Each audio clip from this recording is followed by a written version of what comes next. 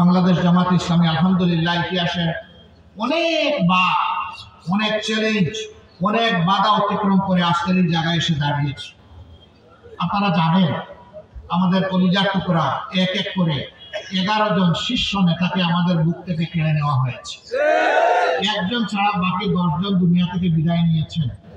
একজন যিনি বেঁচে আছেন তিনি এখন পর্যন্ত এই পরিবর্তিত বাংলাদেশেও এখনো তার ঘাট থেকে জুলুমের বোঝা সরে নাই। তিনি আমাদের প্রিয় ভাই এটিএম আজহারুল ইসলাম।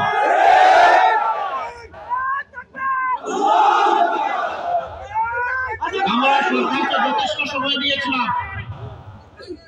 এক এক করে কারাগার থেকে সমস্ত রাজনৈতিক নেতারা মুক্ত হয়ে এসেছে। এটিএম আজহারুল ইসলাম যখন বন্দী হন তখন ছিলেন তিনি বাংলাদেশ জামাত ইসলামের ভারপ্রাপ্ত সেক্রেটারি জেনারেল। আমরা সরকারের কাছে স্পষ্ট জানতে চেয়েছি তিনি এখনো কারাগারে কেন? মিথ্যা মামলা যার পর জুলুম করলো আওয়ামী লীগ, এখনো কি সেই জুলুম চালু থাকবে?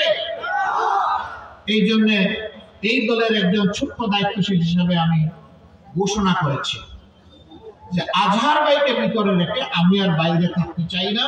সরকার যেন আমাকে গ্রেফতার করে কারাগারে পাঠানোর ব্যবস্থা করে।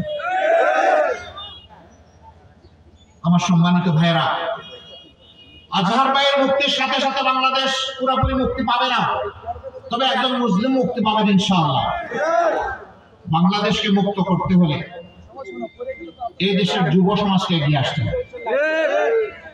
আমি যুবকদেরকে অভিনন্দন জানাই, স্যালিউট জানাই।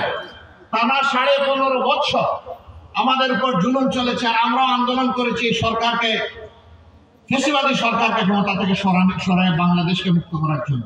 আমরা পারিনি, আমরা রাজনীতিবিদরা 15.5 বছরে পারিনি।